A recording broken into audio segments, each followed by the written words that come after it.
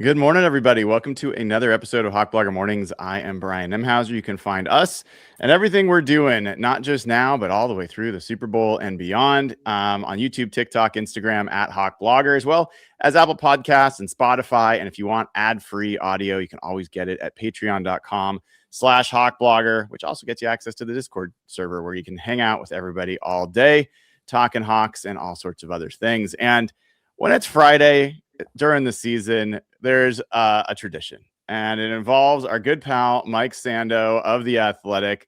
And now during the playoffs, we've been able to bring this dynamic duo of Boling and Sando together each and every week. We got them both back. How are you doing this morning, fellas? Great. Tip top.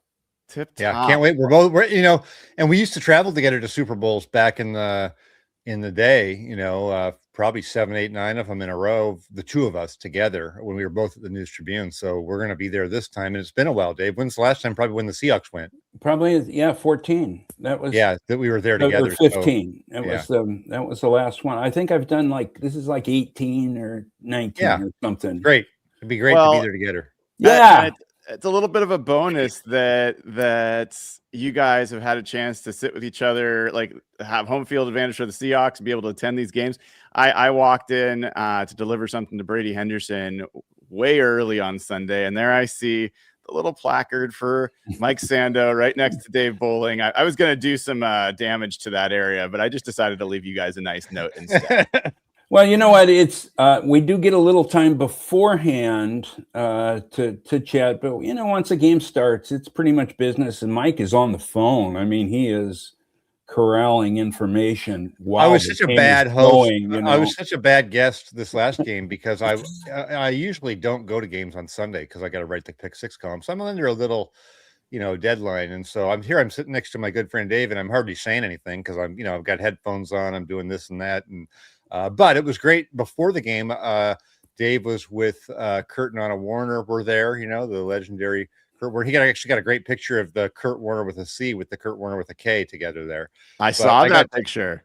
Yeah, I got. And what? 870 some people commented on it or liked it or whatever you did. Yeah, it was it was a fun one. So, but it was great to see them and Dave and a bunch of people before the game, and even Ram people for me. I used to cover the NFC West, so it was great to see those folks as well, and just great to be back in the in the mix with those people in person.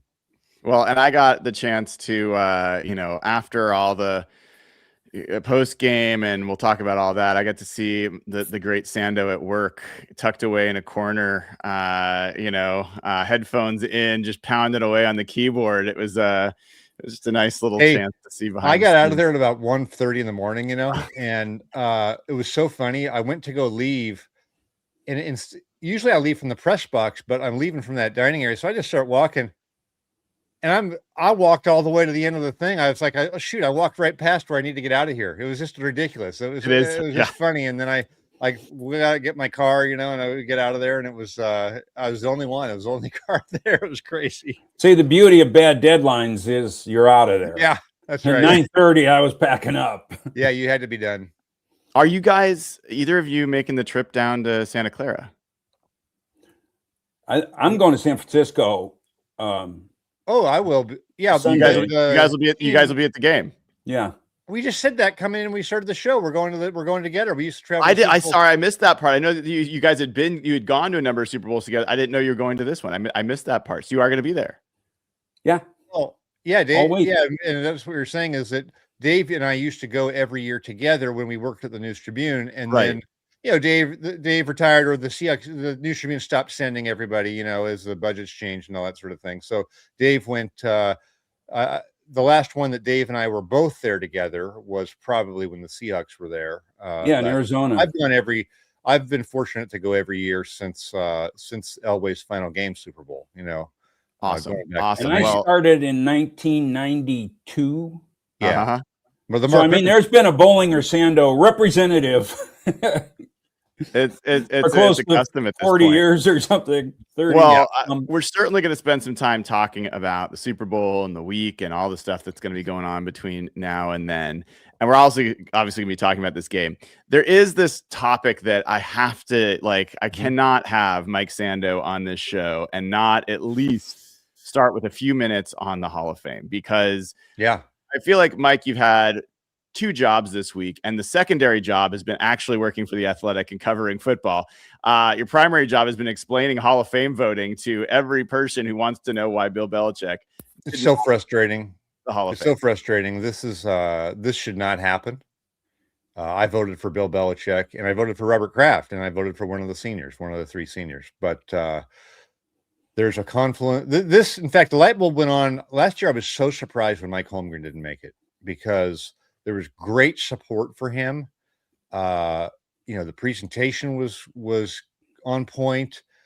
And when those results came back and only Sterling Sharp made it and no one else, I was like, I didn't understand it at first. I knew they had changed some of the mechanics, the math and that sort of a thing, but it just didn't feel right from what had happened. And so now the light bulbs come on, because when Belichick missed, and we've had a couple of the voters explain their reason why they didn't vote for him. Now it all makes sense, because there's a confluence of 2 things happening. One, the Hall of Fame itself said, we're going to make this even harder to get in. We only want the best of the best to get in. So they changed some of the math to make it harder to get in. Okay, fine. We should be getting the best of the best. But there's a block of these voters, not counting me, who are prioritizing people who've been waiting longer. So last year, if you noticed, when the regular Hall of Fame, the modern era, when the results came out, I was scratching my head again, because we're supposed to go elite of the elite. It's harder to get in. And Eric Allen made it in over Luke Kuechly. Well, Eric Allen, good player, great player, but he'd been eligible for 19 years. He'd only been a finalist twice.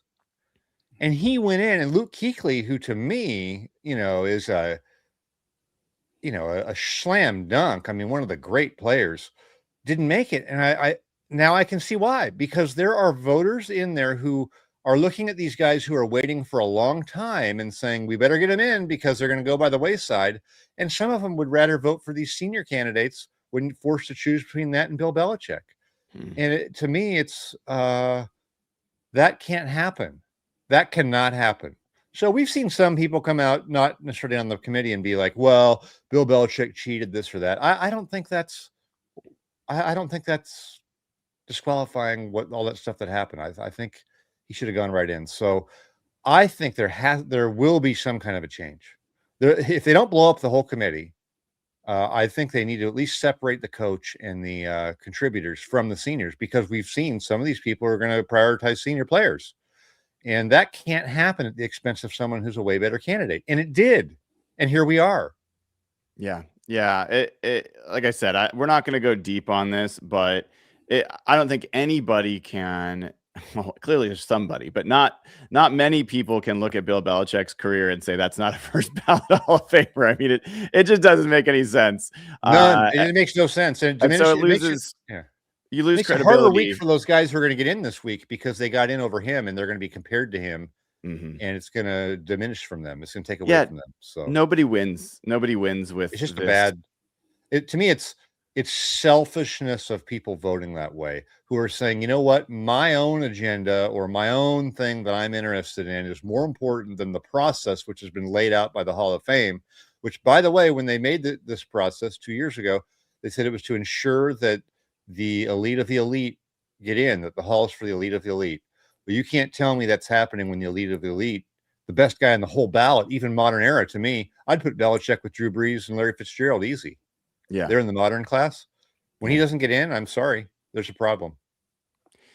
Yeah. Dave, I don't know if you have any quick thoughts on this and just like the Hall of Fame process in general. It strikes me that it has become more of a thing, the imprimatur of first ballot.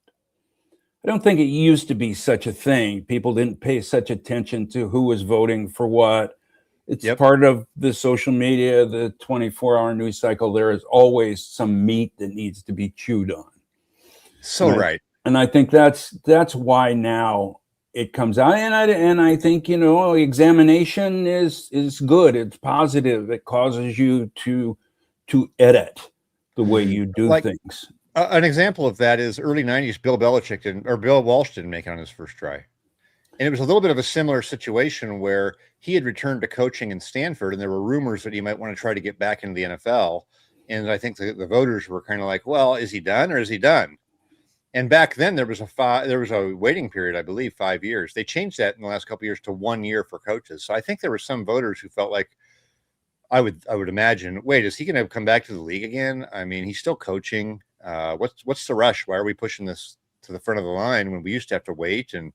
And I've always said in the past, like, the best guys will get in typically over time. I mean, he's not like Belichick's. It's not like the Hall of Fame voters said he's not a Hall of Famer. He's going to be in the Hall of Fame. And nothing. Mike Holmgren. Holmgren. I think needs to get in. So many people feel he deserves it, and I'm sure anybody who has history with the league understands his influence as an assistant, as well as taking 2 franchises to the Super Bowl. But now that if you're draining the water from the size of that pool, it gets tougher and tougher and tougher. And I hate to see that. And maybe I don't know who sets the protocols and bylaws. Well, it's a big board of directors. Roger Goodell's on it. Warren Moon's on it. Anthony Munoz. There's team owners and stuff, and who knows? I think they had good intentions to make it a harder thing to get in, but I believe that a lot of times good intentions go awry with anything you do. Any rule change, any law you pass, right? There's always an unintended consequence because there's variables in there that you're not aware of how they're going to play out. Sometimes you pass a law to make the community safer, and it imperils people. That's kind of what happened here. Yeah, there is no way anybody that follows this in any way, shape, or form could look at this and say, oh yeah, things are done the right way. So I have to imagine there's going to be changes, like you said, Mike, and selfishly, very selfishly, I care less about Bill Belichick than I do about Mike Holmgren, and I want to see Mike Holmgren get in the Hall of Fame while he's still here. Not that he's about to go anywhere, but it would be a real shame if he doesn't get that opportunity, and all this does affect him in that way. So, anyway, enough about Hall of Fame and Bill Belichick, although I'm sure the Bill Belichick conversation will come up at times as we have this Super Bowl matchup. But we gotta flip back to this NFC Championship game, guys, and what an all-time game that was between 2 truly worthy teams to be in that moment, and especially juxtaposed with the AFC Championship and what happened in that game. I don't know if I've ever seen a more preseason-esque way to end a conference championship than the interception that Jarrett Stidham threw. But Dave, we'll start with you. I mean, what was the story of that day? What was the story of that game for you? To me, while we are shirt-tailing the Hall of Fame conversation, you just see things on the field and then you project them. What can be the development of certain players? And you say, oh, this is the kind of game where legends are made. It's certainly where legends are exposed, where legends come into evidence. And if somebody would say, do you look at Nick Emanwari or JSN? Do you see Hall of Fame potential? Oh, yeah. And other players as well. Maybe 4 or 5 seem to have that potential. There is so much young talent on that roster, not to slight the old guys because they're playing great as well. There's just so much young talent that you think this guy can be, to look at Witherspoon's last couple of plays, to Emanwari, the stuff he was doing, and to start thinking, well, Cam Chancellor or like he's got a Kyle Hamilton kind of game. That's like in the top upper percentile of talent. Many guys like that. I see Ernest Jones thinking this guy is on a rocket ride, and people kind of, we didn't really see his full effect last year. It was a huge improvement, immediate improvement on the team. This year, he's doing everything to come up with 6 interceptions and lead the team in tackles. There's just almost a real stellar elite player at every position group. And I think that's what I came away with thinking. This may not just be a great team this year. There could be 4 or 5 years of this sort of quality play. Mike. So I sort of felt like after the first time these teams played, the Rams and the Seahawks, that I kind of had this feeling like the Rams really don't want to see these guys again because they kind of won the first game but lost it. You know what I mean? They have 4 interceptions, but they looked like they would be the better team if they played a bunch of times. Now they've beat them 2 times in a row, and I feel like they don't really want to see that team again. Like, it just feels a little dicey when they play the Rams, even though they've won the last 2. I feel like part of me feels like the hard part's over.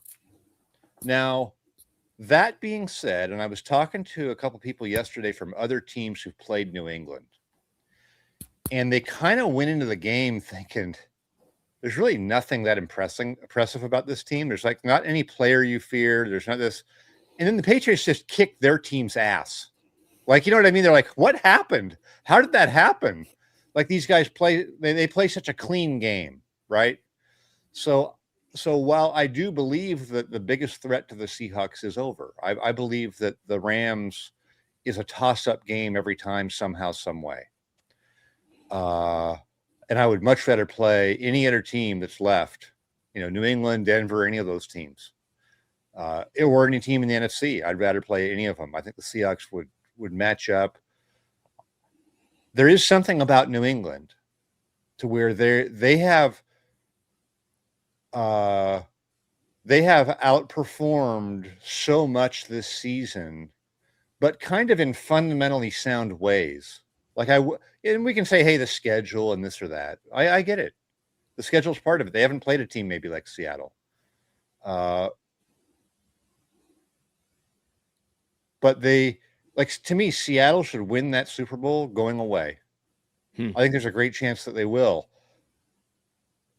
But I did talk to some people who played New England and like, we don't know how we don't know how they do it, but they're pretty good.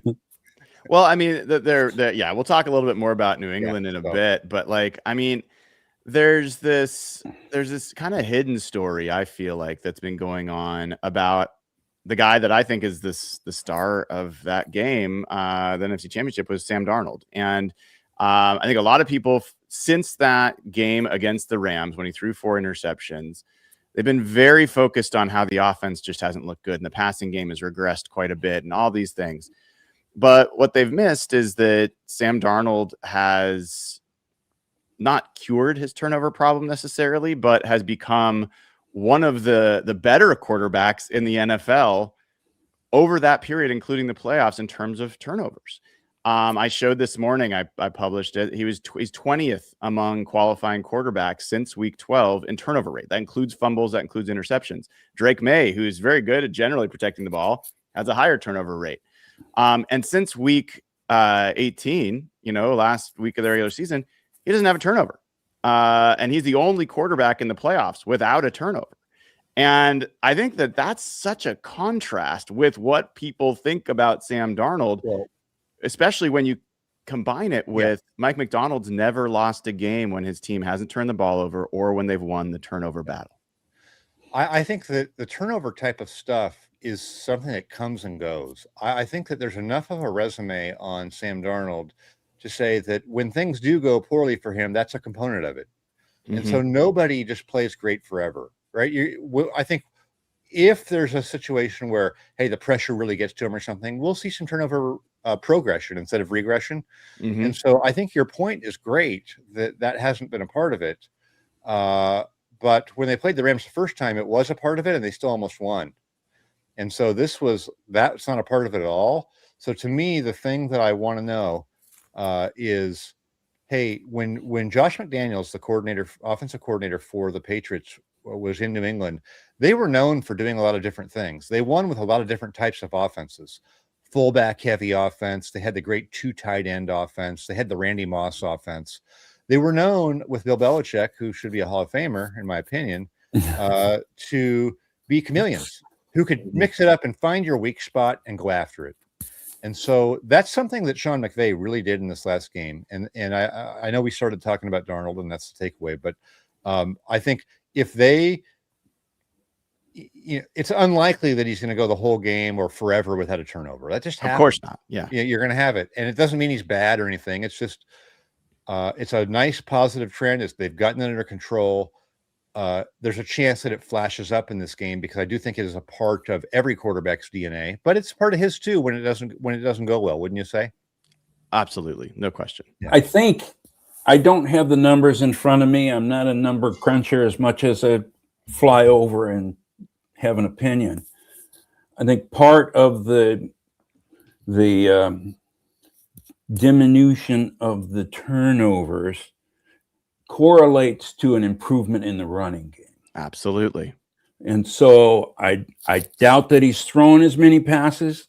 Mm-hmm. I doubt that he's having to throw as many passes. Yeah. I think that because the running game is a better threat, defenses have to focus on that, which opens up passing lanes. And I think that is a coordinating effort, both of those things happening. Yeah, not only that, Dave, but it's so fewer pass attempts, so fewer interceptions, but also you're talking about more 2nd and 5s. You're talking about more 3rd and 3s. And then the other interesting thing that's happened, I think we might have talked about this last week. I can't remember, but the Seahawks went from the 2nd worst team in the NFL in 2nd or 3rd and long to the best team in the NFL, or toward the best team. I'm not going to say it's best. I think it was like 2nd or 3rd best. And you saw that show up in this game, and you saw it show up in the 49ers, like these 2nd and longs that they're making conversions on, or 3rd and long. So it isn't this interesting thing where all these things have kind of coalesced. But, Mike, sorry, you were about to say something. Go ahead. Well, I was going to say, all of that 2nd down and stuff, but they were great. He was great on 3rd down in the last game. Mm-hmm. Now, it was 3rd and manageable. I think I've got it right here. He was 3 of 6 passing for 29 yards and a 64 passer rating on 3rd and 7 and longer. He had been, though, very hot the previous 3 games on 3rd and 7 and longer. I'm looking here, 8. He was 10 of 11 passing, maybe 9-10 yards per attempt. So he's been really good on 3rd down overall, but even really good on the 3rd down and longer ones. So that's kind of the thing I wanted to look at was, we talk about the easier situations and the running game is there, but on 3rd down, he was great in this last game. Overall on 3rd down, he was 6 of 9 for 102 yards and a touchdown, 11.3 yards per attempt, 141 passer rating. That's some awesome football. It is. And not only that, you can look at red zone as well. That actually ended up being the thing that told the story in each of the 3 games against the Rams.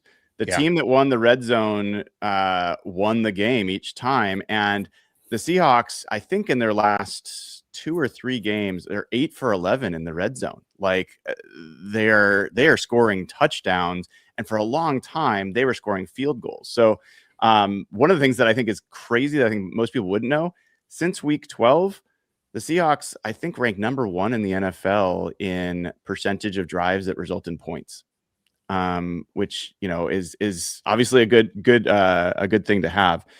So, Dave, I want to kind of turn to the other side, which the defense Mike was kind of alluding to, because that didn't go so well, and it was all the way to the very end, and I thought Matt Stafford was unbelievably magnificent in that game. Yeah, well, just look at the 2 quarterbacks' stats. And I think I remember using a line when they played the first time, or no, excuse me, the second time, one of those, whatever, when it was, the 1-point overtime, the quarterback numbers, it felt like they were playing like 2-hand touch or flag, where you had to count to 3 Mississippi before you could rush. Neither one of those guys got hit. Neither one of them got pressured. And it was a pretty amazing display. And this one was too. Stafford, don't take anything away from that guy.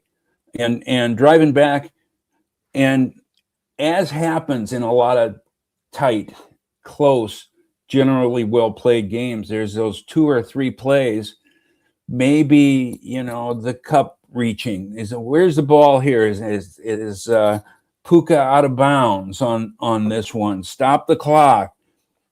4 or 5 plays that just could have gone either way. So close. And sometimes it comes down to great coaching. Sometimes it's just the bounce of the ball. It went that way. That game could have gone the other way very easily. We wouldn't be talking about Super Bowl if a couple of those plays went the other way. So I think that's just a quality club. Oh, yeah. Stafford. So Sam Darnold has 19 touchdown passes in the red zone this year. Stafford has 38. I mean, they are so Stafford. That play, that's why I think McVay's got no problem going for it down in there. Like, you're afraid when you're playing him. I mean, that pass, the one that just had me like sitting in my seat, just, oh my God, was the over route to Terrence Ferguson. I think it was with Josh Jobe in coverage. And when he let go of that ball, I'm like, that's picked. Jobe is in the exact perfect spot. He's ready for it. And he's like, turn around. And the ball is like a millimeter above his fingertips directly to his like 6'5" tight end. Like, that's something you do on like maybe a fade pattern from like the 5-yard line where you're throwing the ball 10 yards. That was like a 40-yard throw down the field on a dime, like unbelievable. But I will say this, his comments and Sean McVay's comments about the 4th down play afterwards rubbed me the wrong way, and they rubbed the Seahawks the wrong way. Yeah. I don't know if you guys heard about that, but I've got some sound to play from you. We were talking yesterday to DeMarcus Lawrence, and here is DeMarcus Lawrence explaining what he thought happened on that play. So here you go.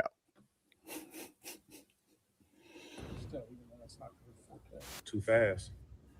That was too fast.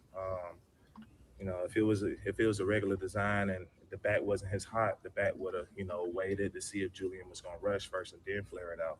But he didn't wait, so that was definitely an indicator, like an oh shit moment. The back is flaring out that fast. That means that's his hot. So he's going to the back first. And, playing football, as long as I don't play it, I don't see so many formations and schemes. Like, you start to pick up on those things. Was it in the back? So that didn't sound to me like a fortuitous bust. Any thoughts from you guys? Absolutely. And by the way, someone had sent this to me, Brian. I just texted you a video of that play with the McVay soundbite over it. So you can play that when you're ready and pull it up. Okay. I think Sean McVay is a great coach who has made strides in controlling his motions, sometimes in the post-game setting. If you go back to the last loss, remember the Puka Nacua was tweeting after the game and he was caught off guard and he really let it slip. So I think in this game, McVay was doing his best, and that's a hard loss. You're going to the Super Bowl, legacies are on the line. And the way that it ended when it's interesting. Over the last 2 years, the team that lost the games between the Seahawks lucked into having 2 guys peel on Kyron. Go ahead, Mike. The team that lost felt as though it should have won the last 2 seasons. I think that justifiably. So I think he comes into that press conference, and part of him, just like Holmgren used to be a little bit, he's kind of like not as down as you'd expect because the offense did well. Those like it's his side of the ball, but so McVay's kind of feeling that. But underneath it all, he's also just can't believe they lost the game. And so I think he's kind of holding it together. He's trying to show respect. And then he said what he really thought. He hasn't watched the film, but he knows. And the guys upstairs said, unbelievable. I think they had a bust. They peeled off. They had 2 guys peel on Kyron. That was going to be wide open. And we saw times in the game where they had some guys wide open, like no one covered this guy. So I think he genuinely felt that was the case. He knows he shouldn't have said that. He knows that he shouldn't have said it, but like he couldn't help himself from saying it. And I bet you he felt bad about it later. I don't think this is like a Buddy Ryan or one of these, or Greg Williams or one of those types of guys who just says the jerk thing after the game and kind of means it. I bet you Sean McVay, Mike Macdonald, I think there's a ton of respect. They both said it. Mike Macdonald said it. I don't think he meant it that way. long term, but he meant it in the moment because he believed it. Yeah, that was such an emotional moment. So much involved, so much at stake. Such a great job they did. How do you not have heartache? And you say something, you let it go. You come home, you're a little late. Maybe you got to face somebody you guys at the are door. Too kind. I want to hear your thoughts. Great. I mean, do you? It's fairly articulately. It was a very delicate jab. Dave, do you think for a second Mike Macdonald would have said that in that situation? I doubt it. Yeah. No, because Mike Macdonald is so disciplined to not blame something else. I believe that. Now, we also haven't seen him have a great game and lose to a division rival to miss the Super Bowl. So, he hasn't had that. He's had 3 losses this year, and none of them were overly costly. And for as much as we want these people to open up to us and give us good quotes, that's not in their best interest. I mean, yeah. Okay, yeah. I get it. Yeah, Were you? Did it really rub you the wrong way, Brian? Did you think it was just a complete violation? I did, and partially because this wasn't the first time. He also was not only like that after the last game, but he was like that the day after the last time that the Seahawks won. And blaming the refs, saying that things didn't things didn't go the right way. Like everything was about coming from that organization was we were wronged as opposed to we blew a lead. We didn't win that game and we should have won. And so to me, I think he's showing his true, he does not see errors on their side. He sees being wronged. And there was a great quote in Bob Condotta's article in the Seattle Times this morning, also from Julian Love. And he said this, he says, I don't believe in luck in football. I think plays are made or they're not. When plays don't go our way, you don't hear us going around and saying things got lucky or fortuitous. It's we lost that rep or we won that rep. That's just how I was brought up. Love it. That's how Mike Macdonald has it, though, too. That's why I think you're right. Mike Macdonald would not have that happen. And I think I've written about this. They have a major special teams problem in the Rams, and it's part of the Sean McVay DNA. Somebody had a great graphic that showed the worst special teams stats, EPA, in the 2000s, and it's LaFleur's team, and it's Kyle Shanahan's team, and it's Sean McVay's team. It's all these guys who got jobs for calling offensive plays, don't want to even play special teams. And so when they have the guy fumble the ball, and it was, you could see it coming. It happened the play before. Sean McVay is like, oh, it's too bad. Kids had such a great year. No. That's a part of why you keep losing the games. And there needs to be an accountability to that. For as great as you are as a play caller and all of that, I mean, everybody would love to have Sean McVay as their coach. 28 teams would trade their coach for Sean McVay tomorrow, right? Good for the Seahawks. I don't think they would. Yeah. Dave, I think the other part of that story is DeMarcus Lawrence. I mean, we marveled about him. What a play. And Leo, when you get vets that are so savvy, so gifted with talent, but also are playing with the renewed energy of a young pup out there, that's a real winning combination. And then to play in such a chord, in concert with the young guys who are massively talented as well, I don't see a team beating that defense. And I think we said at the start of the season, I said, I think this defense will get them where they need to go, even if the offense is failing. Now it's getting harder and harder, of course. I just think those guys and Lawrence all season long from day one, if you recall Macdonald talking about his effort in practice, that he is a paradigm for everybody out there. And who plays with more enthusiasm than Leonard Williams?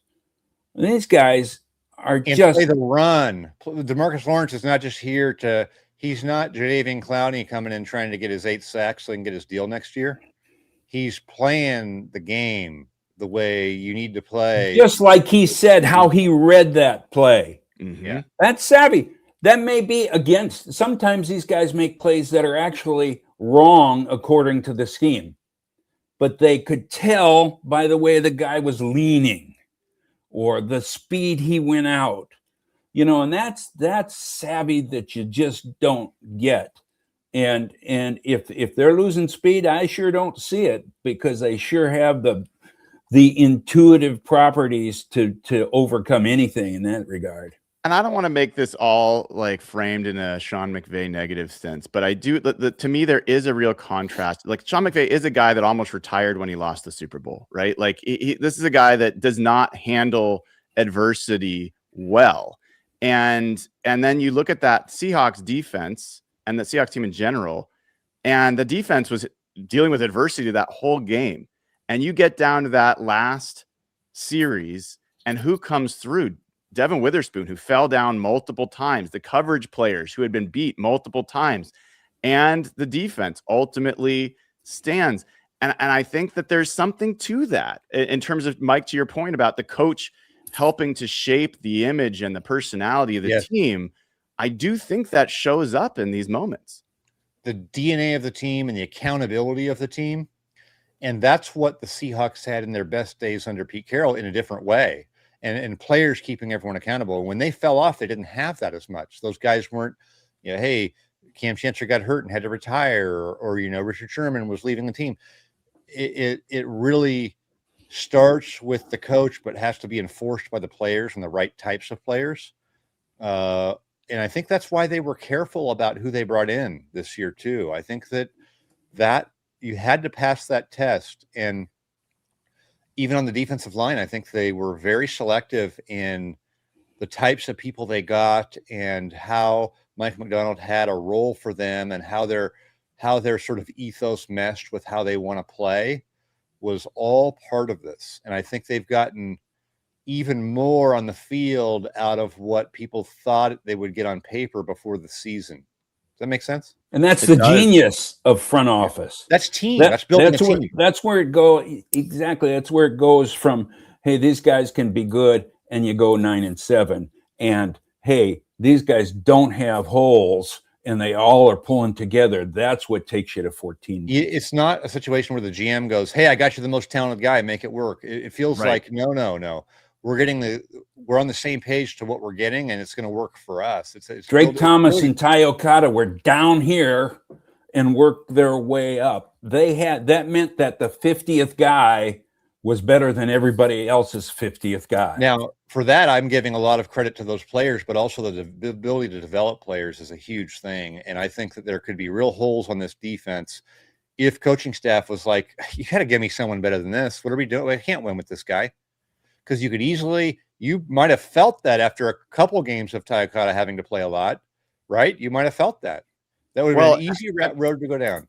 You mean, as good as Drake Thomas has been, when he got injured and Tyrese Knight came in, I'm like, the last time Tyrese Knight had to start, he had 2 strip sacks fumbles that led to touchdowns. Like, that's not a bad guy to be coming off the bench. So yeah, like, it is remarkable the quality. If Kobe Bryant, God forbid, he was to go down, I don't think anybody would blink if Ty Okada had to come in and play snaps. Yeah. It is remarkable. Josh Jones coming in for Charles Cross. People will forget that Josh Jones was the starting left tackle for the win over the Rams in week 16 and over the 49ers in week 18. Like, that's showing faith in guys you have on the roster. You're keeping them and developing them.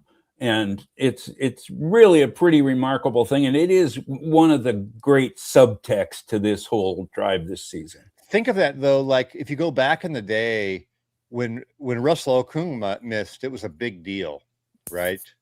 And I wouldn't say Russell Okung was a good tackle, just like Charles Cross. It's not like these guys were Walter Jones, I mean, it wasn't like they're one of the – but this is a situation where they just paid their tackle Cross, and no one was like, oh, what are they doing paying him? And they paid him, legitimately paid him, missed him in a huge playoff game, and no one was talking about it. Yeah. And how about you go back and I look at the 2 Super Bowls that this franchise has lost. Thing that just sticks out in my head is they had a lot of injuries in the secondary in both of those. and that was a key. Oh yeah, to Jerome Lane, not Jerome Lane. He played for Pitt. Jeremy basketball. Lane. Jeremy Lane. But Earl, Cam, Sherm, They were all hurt, and then Lane goes out. I mean, Cam Plus probably April got shouldn't hurt. have played. Mhm. Yeah. And then, you know, when the Super Bowl, Holmgren Super Bowl, you know, they missed, I don't know how many safeties and cornerbacks, and they got down to where people couldn't play. They've been able to build this roster so that they're not having to go outside the building. You can get somebody, you can plug them in to operate at a standard level. And that's Great point. that's a huge thing to do. You're going into the Super Bowl, do you want backup secondary players that you can't trust? Oh Yeah. boy, you sure don't. Yeah, they've played without starting safety for a month already this Yeah. season. You know, they've done things like Yeah. that. Yeah, I mean, people forgot Nicky Manwari was out for a lot of the season, like beginning of the season, and Devin Witherspoon missed a lot of the early. Like, this doesn't even get any awareness. And Yeah. I am curious. Like, there's other guys. We're not going to go through the whole list, but I'll give you a few names, and if there's someone else that jumps out. But in this game, Nicky Manwari, the play of a 21-year-old in his first NFC Championship, Ken Walker, the way that he ran in this game. All those guys really stood out to me. Was there any other one of those guys or someone else that for you guys got your attention, Dave? I think Jalen Sundell has been a real revelation the last 4 or 5 games. You know, once he came back, he was gone. He came in. He really seems to have gained control of that line a little bit. You know, this guy is obviously smart. He can get out and run. Yes, he can. For a center, as well as just about anybody in the league. I see him as a guy who's going to be sneaky good and maybe getting to Pro Bowl level pretty soon. He and Zabel there, Gray Zabel. It's very impressive. The tackles are still fairly young, but Sundell has jumped out at me as somebody that typical people aren't going to notice him. He can move surprisingly well. And then once you can get, and that center so often, you know, some of those great plays that the 05 team would make, it was because Tobeck could reach the play side A gap and reach that guy and control him. Now that play gets killed if the center can't do it. It doesn't matter how good Hutch and Walter are doing. If that guy gets it from the backside, you know, those are the kind of things. And this guy really looks to me like he can really get on the hoof and move. And it's an impressive thing that opens up the sidelines, that opens up the edge, and it really has made a big difference, I think. Yeah, absolutely. For me, it's Cooper Kupp because, and obviously that's not like a hidden one because everyone saw him make the key plays. But I just think that was, I understood what they were doing in the off season. Obviously, you know, they added, they got draft picks for Geno Smith, DK Metcalf. But when that signing was made, some people were wondering, okay, how's Kupp going to fit, you know, as a primary slot receiver? They've got JSN, who's great there. And then I think a lot of us bought into the idea that, hey, the Rams were kind of trying to offload this guy. I mean, what does he really have left? And they gave him a decent contract.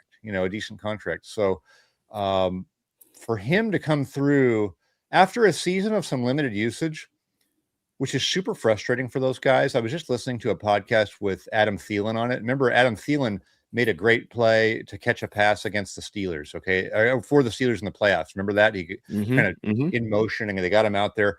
But he was talking about one of the reasons he retired was because it's just hard to be on the sidelines sometimes when you know you can still do it. Because what happens when you get older is you get phased out. And so for somebody like that to be on your team and then be ready when you really need them in a big spot, that stands out to me. And when the Seahawks went to the Super Bowl in 05, they had signed Joe Juravicius. Remember Joe? Another guy who had a nice career, but was definitely on the wrong side of 30, and you weren't going to rely on him too much. But when they kind of needed him in some big spots, he came through and was like had a toughness. He led them in touchdown catches that year. He had a toughness to him of, snatching that ball, and he was a big kind of strong guy. And I just think I kind of thought of him when Cooper Kupp made that catch, to get the first down that didn't clinch the game, but it almost clinched the game. And that just stood out to me as like they had a plan for him. And he's talked about how hard it is to go from 100 and some targets to not knowing if you're going to play the next snap because you're not a huge part of the game plan. And so to have those types of guys come through and be on your team, I bet you when you look at a lot of Super Bowl winning teams or good teams, there kind of be a guy like that who used to be way more productive and a focal point. Now he's on your team. And when you need him to make a play, he's there in a way that maybe a second-year guy wouldn't be, or you wouldn't feel like you could throw it to a guy who hasn't done it before. Well, and what a shame. Going back, this story. Oh, go ahead, Dave, please. Going back, Max McGee in the first Super Bowl, he came stumbling in drunk. He didn't think he was going to play, and he ended up catching touchdown passes. That's exactly what you're talking about. And when you mention Kupp juxtaposed to Jurevicius, a real key in both of their games is how well they blocked downfield. Both of them were really key in the run game as well. Maybe they didn't threaten as much with the passes, but they were really crucial in blocking. Dave, that's the team ethos. That's DeMarcus Lawrence on defense. Mm-hmm. Hey, I don't know how many sacks he got, but he's playing the run. He's playing tough. And so you're exactly right. And look at what you offloaded in DK Metcalf, who's not that type of mentality and maturity. When they had a playoff game, the last time they had a home playoff game, when he was in it, he was throwing tantrums on the sideline, and then they decided to get him the ball on a forced pass, and it was pick six, and they lost the game. Right? I asked John Schneider yesterday about this, and I don't think he was ready for the question, but I was like, to me, the butterfly effect of Geno Smith and DK Metcalf deciding not to come back and basically forcing a trade, and Will Fries declining to sign with Seattle because they required a physical. Those three decisions led pretty much directly to having the cap space for DeMarcus Lawrence, for Cooper Kupp, and for Gray Zabel to be their first pick in the first round. Wow. I'm not positive that they would have drafted Gray Zabel first. I mean, they might have taken Nicky Manwari if they already had signed Will Fries. Yeah, they wanted him too, and they thought about trading back up for him. Exactly. So they would have had to restrain Steve Hutchinson probably if they were going to make him move to the guard. It is this kind of sliding doors reality of you just the decisions that you don't make sometimes turn into the decisions that lead you to a Super Bowl. But when you make decisions for the right reasons, you can't go wrong. Yeah, and that's when you look at Minnesota moving on from Sam Darnold and going with JJ McCarthy. It's for the wrong reasons. It's because of draft capital invested and perceptions, right? It's not because anyone evaluated those two players and said JJ's better, right? No, they didn't do that. So if you can make moves for the right reasons in anything, you have a much better chance. You have two things: a much better chance of it working out, and a much better chance of living with yourself if it doesn't. Well, look at Matt. They brought in Matt Flynn, and then they used the third on Russell Wilson. That didn't make any sense. When he won the job for the right reason. When he won the job, played him. Yes, it was an astonishing leap of faith, and living by Pete's code. It's a meritocracy. If you earn the play, if you earn your way onto the field, you're going to play, and that more than any other move that they made, I think, really stamped that quality on their team that year. That's such a great point. And there was this little soundbite from John yesterday that'll go unnoticed by most, but he talked about the fact that they're aware they're fortunate to be able to run the organization the way that they are. And it was a nod to Jody Allen and Paul back in the day that they do get to make football decisions, and it is not, we've sunk this money in, or we have to look good or whatever. And I think that really shows. And I do have to ask you guys, because there was this other thing that happened after this game that I thought was pretty iconic. This is the We Did Not Care t-shirt from SimplySeattle.com. Code HawkBlogger15 gets you 15% off. I thought that moment with Mike Macdonald on the podium, for a guy that just that's not his favorite thing, it's not what he's born to do, it just felt like everything came together, and he said so much with so few words. I did a whole column on basically parsing those 4 words and how he meant them, and exactly that. This is not what he wants to do. But that was, he didn't use the personal pronoun, he used the collective pronoun. And he didn't say we didn't, because it's not as forceful. It was a statement that made, and obviously I thought the crowd seemed almost as loud when he said that as they did when they were scoring touchdowns. So I called it the quote quake. What a great turn of phrase. Love it.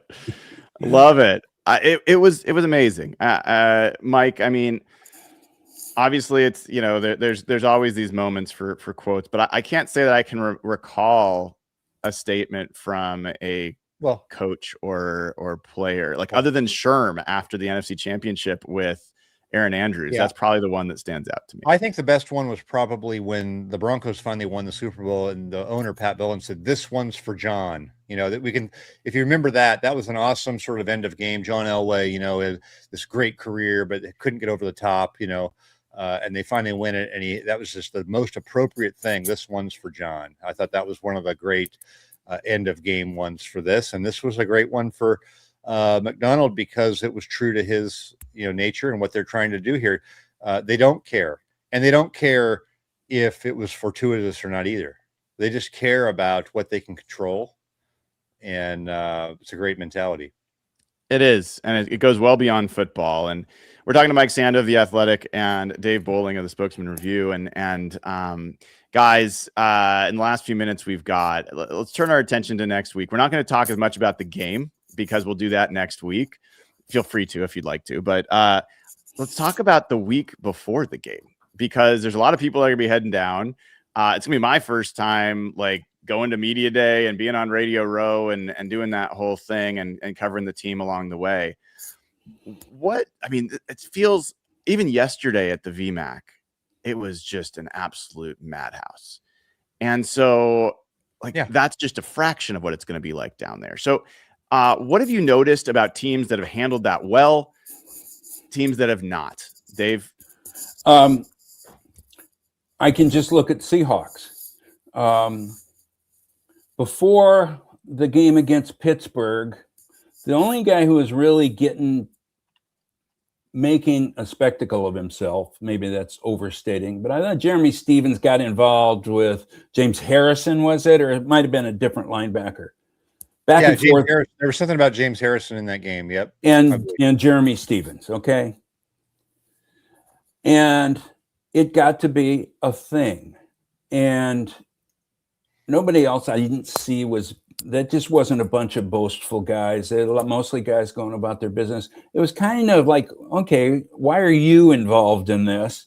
And as the game plays out, it became very apparent that Mike Holmgren wanted Jeremy Stevens they wanted to exploit what they thought he had as a mismatch. And I would have to go back, but just off the top of my head, I think he dropped 3 or 4 passes. Yeah. And then Mike, I think, stuck too long with what was going on there. And I don't think they changed up their scheme too badly. When they had Sean Alexander as the MVP, and he carried it, not enough times. But right. And I think that was getting involved in things outside the game. Keep your mouth shut. And then something came up on my Facebook. I took a picture of the New York Daily News during the week of Super Bowl in New York. And it was a big picture of Sherm kind of with his mouth closed, saying the mouth that bored. It meant that he was acting with a degree of decorum that week. He was not trying to be inflammatory. And then they win that game. The other one, they lost. And I think Mike used the phrase, the hard part's over. And if anybody feels that way and takes, that attitude into this week, they're going to lose. They can lose this game. I remember Holmgren's second Super Bowl, I think, in New Orleans against in San Diego against they played Denver and they played Denver. Played Denver. Okay. And they were like 14-point favorites, and they got it handed to them. They were not ready. They thought the hard part was over.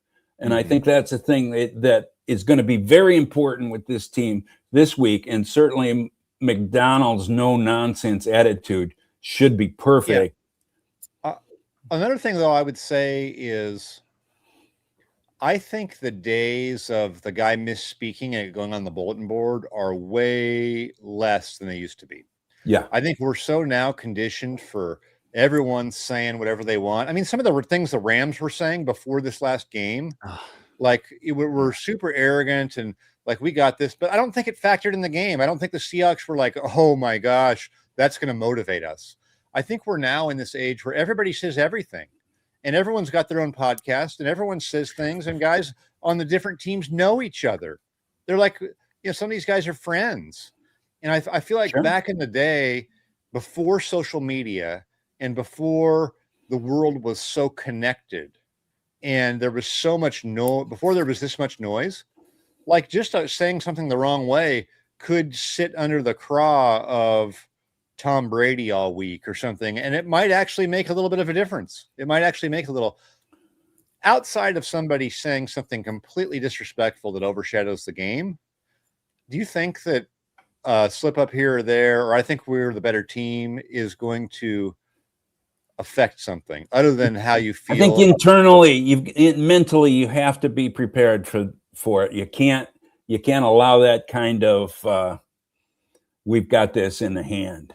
Yeah, but I'm just talking about the normal comments. Do you think that I feel like we're a little bit less of an impact of those things, of bulletin board materials? Yeah, because I think what you're saying is it's a hot take culture. Everyone's got a hot take, and it gets a little exhausting, and no one pays as much attention. I think that's right. I will say, just as a quick aside, this is my first time being this focused on the Seahawks when social media is this prevalent, and now everybody's just talking about this game. And my God, I wish they weren't. The amount of terrible opinions that are just pouring out from every corner of the internet. Oh, yeah. What's your worst ones? What do you think are the worst storylines of the Super Bowl that are going to be? I mean, it is hard to rank the worst. There's it's actually easier to find what's play actually call. The throwing the ball one is totally tired. None of the same players or coaches. Yes. The slash Super Bowls, the redemption thing, that's lame. I think to the point you guys are making, though, I think it's less about whether someone says something to motivate. To me, this is a test of the process over results approach of Mike Macdonald and this team. They have been able to every week been a 1-0 team. And not every team says that, but they have lived it. And they really stay in, and they have their process and they go through it. This is not their normal process. They're going to have to because it's out of their control, change their approach this week. That to me is going to be the challenge. Can they stick to what's made them great with all these distractions? I think you can. You plan it out. I think it helps that. Did Macdonald go to he wasn't with the Ravens when they went to the Super Bowl before, was he? No. 2012. He would not have been. So, but John Schneider and all these guys have gone. The people that handle logistics. Dave Pearson on the PR side, they've all been to a bunch of Super Bowls. So I think will have a great plan for all of that stuff. Something struck me when you were talking about their attitude is I thought one of the great things Vrabel said this year was that's interesting, but it's not important. Remember that when he was going back to play Tennessee and they were making it about him and Vrabel's return, he goes, we have to differentiate between what's interesting and what's important. I think they have that mindset too. Very no nonsense. Really the right approach. When you think about Josh McDaniels and Mike Vrabel, you think about the amount of Super Bowls and the times they've done this. That's probably a little bit of an advantage on the coaching staff level for what wins these games and that sort of a thing for New England. But I think the Seahawks, attitude and the way they do this and their own organizational experience and being in this game should diminish some of that. And you kind of get this, you get 2 weeks to prepare for this thing. And so they've been planning. Remember when we used to find out, oh, this team's been planning their Super Bowl parade since December. Well, this stuff's all been planned out, not in an arrogant way, but you have to have contingencies. You have to have all of this set up. They're not just winning the game and be like, okay, how are we going to handle it this week? They've got their Super Bowl plan. And so I don't think it should be that big of a deal. They're not staying in downtown San Francisco, or they're going to be away rather than San Jose or Santa Clara, one of those. Yep. I think it shouldn't be that huge of a deal. Dave, mission over BS. Like this is the mantra for this preaching team. And there's going to be a whole lot of BS going on. Preaching it every day. Yeah. All right. Well, guys. Oh, by the way, I did think of what's the worst take I've seen so far, Mike. It is from a Patriots guy. If you take out the good teams that the Seahawks have played, they really have had a really weak schedule. It's like, oh my God. If you take away the Raiders' losses this season, they were undefeated. Pretty much. And well coached. Guys, thank you so much for staying for a full hour. I could talk to you guys for another hour easily. This is so much fun. I'm looking forward to seeing you. Dave, tell folks what you have coming up that they should check out. You know what? I got a thing coming out Sunday that's not actually Super Bowl related, but it's playoff related from a kind of a hidden story from the Beastquake play in 2011. And that one about a player that I just kind of started digging on and found a very interesting story. It's going to run Sunday in the Spokesman-Review. Oh my God, I can't wait. Mike, how about you? Well, for me, I'm actually the Pick Six column still comes out on Monday, so I'm going to get that written ahead. But it's kind of a fun week to do it because you're not under the pressure of time on Sunday with stuff that's going on. So I really had there's an aspect of this game that I think people are going to be talking about a lot as we get into it, but aren't really thinking about it now, that I'm really interested in.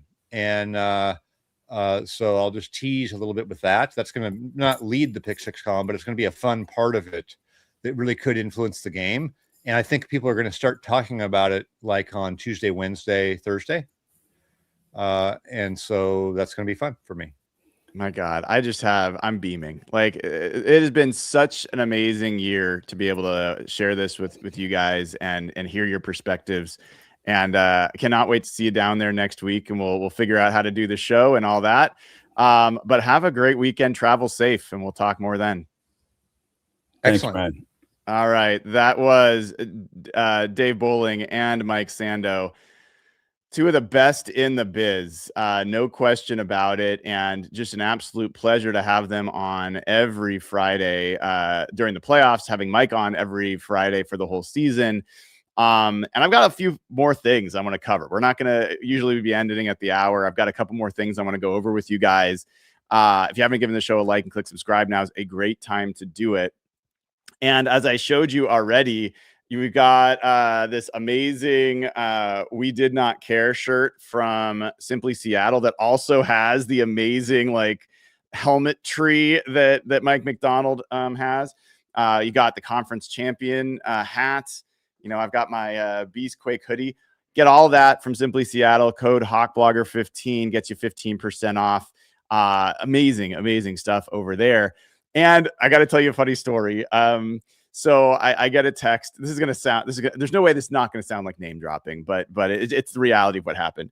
I get a text from Jeffrey Dean Morgan yesterday, and he's like, dude, Cozy Earth, that is a great brand. I wear Cozy Earth every freaking day. Their pajamas are the best. And it made me laugh because we just started working with Cozy Earth yesterday, and I am super excited to get their pajamas. I've not got my hands on the pajamas yet. We have the sheets, which are unbelievable, but they're running a special Valentine's Day deal where it's a BOGO, buy one, get one free. And it's a perfect Valentine's Day gift. So if you go to cozyearth.com and use my code HAWKBOGO, HAWKBOGO, you will get a special deal on these pajamas, the buy one, get one free deal if you use code HAWKBOGO. Take it from Jeffrey Dean Morgan if you're not going to take it from me. He says he wears those pajamas around every day. So I'm really excited to work with them. And obviously, if you have not already gone over and downloaded the Sleeper app, please do use code HAWKS. Get up to a $100 match on your first deposit. Terms and conditions do apply. See Sleeper's terms of use for details. Currently operational over 25 states. Check out Sleeper today.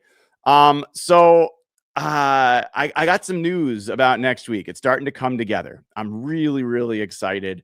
We're going to have so many great guests, but we're going to have, obviously, Matt Hasselbeck. We're going to obviously have Mike Sando and Dave Boling, all that. We're going to have Jeffrey Dean Morgan. We're going to have Adam Ray. We're going to have Brian Baldinger. We're going to have the great Lindsay Rhodes. We're going to have Sean Syed from Sumer Sports. We're going to have a bunch more than that next week. So we're going to just cram a ton of great content. And also, really, really cool. My son, Isaac, is going to join me next week. He will be doing a lot of the media stuff with me, which is kind of a dream come true in its own right. He jokingly dubbed himself HB Jr. when he came on a post-game show earlier this year. That's kind of caught on. So HB Jr. will be down there with me. We'll be doing our best to cover everything together, and just really, really excited about all that's coming up. Still working on seeing if we can do a live show on site somewhere. I'll let you know as soon as I do know.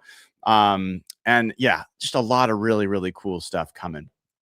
All right, so we've got some super chats.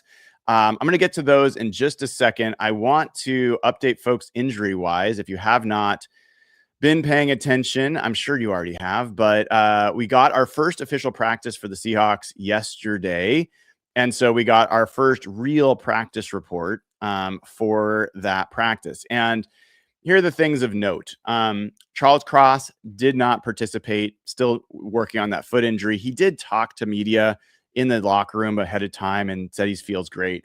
I think they're just being cautious. I think he's going to be fine. I talked to him in the post-game locker room after the game last weekend. So I'm not worried about that. Josh Jones, was limited as well, but I think they're fine there. The ones that are probably, to keep an eye on, Ernest Jones, who was designated as did not participate for the estimated practice, which was not a real practice on Wednesday. He was listed as limited for Thursday. So that's good news.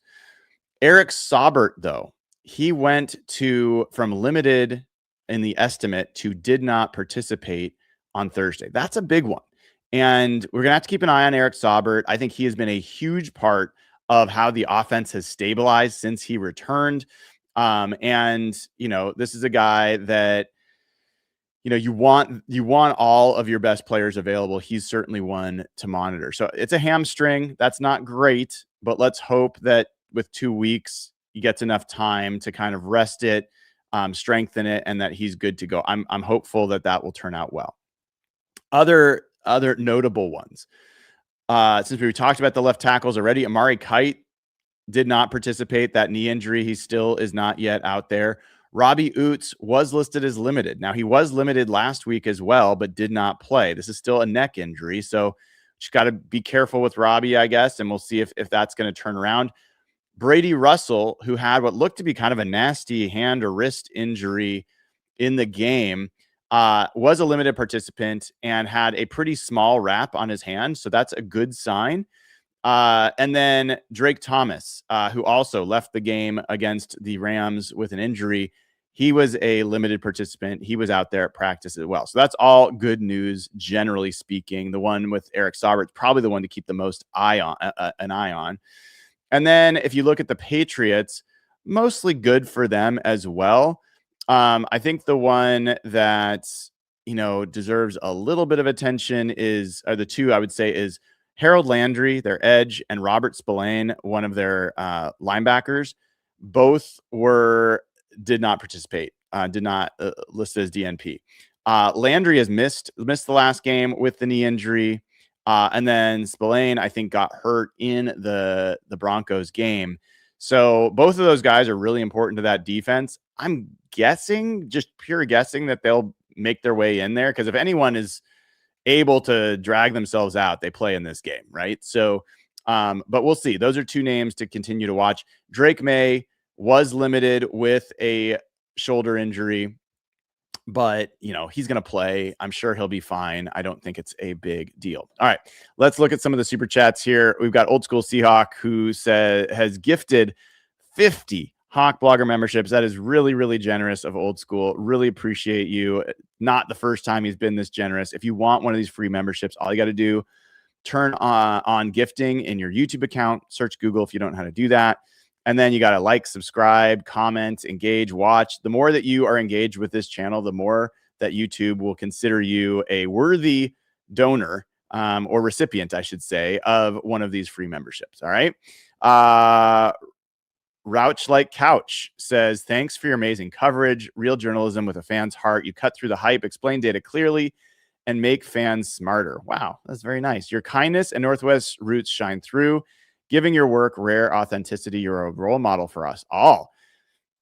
My God, thank you. That is very, very generous and very nice of you, and makes me happy. So thank you for the kind words. TrapCat88 says, Brian, thanks for the Simply Seattle promo code. Got a conference championship shirt at a nice price. Love what you do to keep people up on the Seahawks info. Well, I'm glad you took advantage.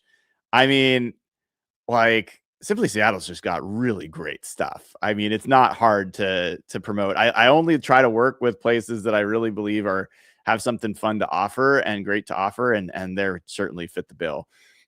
Chris Clark has gifted 5 Hawk Blogger memberships. Nice of you to do that, Chris. Thank you for your generosity. And we've got a new member. Jimmy Burgess joins as a member, and that is great to see. All right. Other things. What are the other things that I wanted to touch on? I think we touched on most of them. I will say it was great talking to John Schneider yesterday. Klint Kubiak. I want to touch on that real quick. But, I'm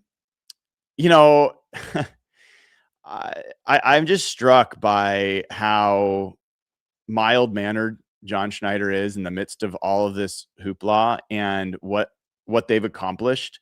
And I'm glad he's getting his flowers. I really am. I think that guy deserves it. I think he has endured a lot of negativity, not only from, outside the building, like outside the fan base, but also inside it. When I used to do my fan approval rating things for coach, quarterback, and GM, I mean, he would get hammered in there. So I think people are recognizing how amazing it is. He's the first GM in the history of the sport to take 2 completely different rosters, not a single shared player between them, with 2 different coaches to the Super Bowl.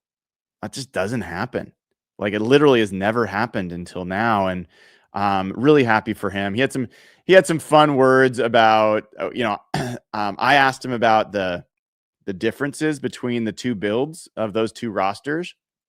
And John Schneider said, they're very different people. Competitors, yeah, they're both the same in that, right? But the 2013 squad were edgy. They were us against the world. They were like, you should have drafted me higher. Marshawn MF'd me one day because I should have traded for him earlier. Those guys were just more edgy.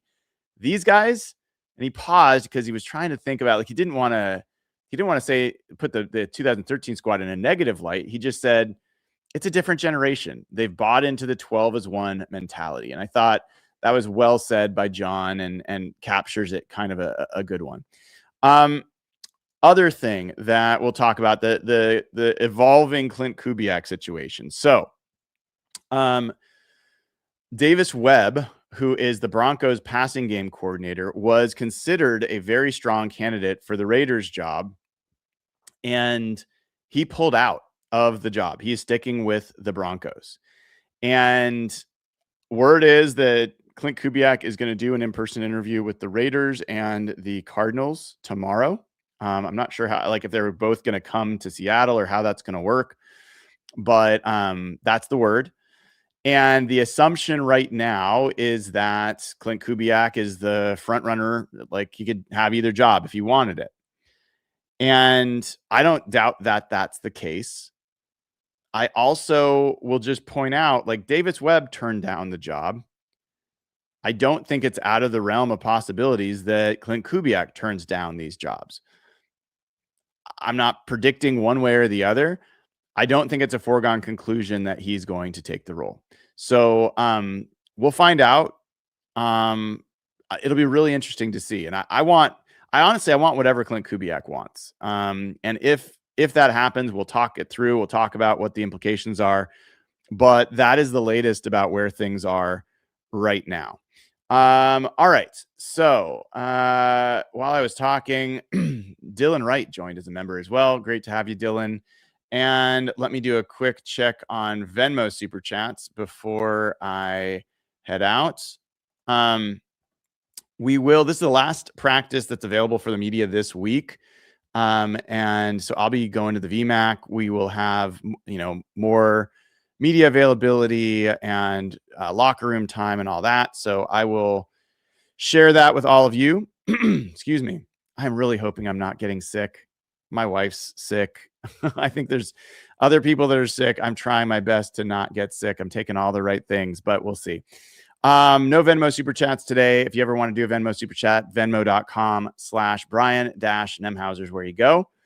And then we've got Smokehawk, who's been a member for 16 months. He says, been in the hospital.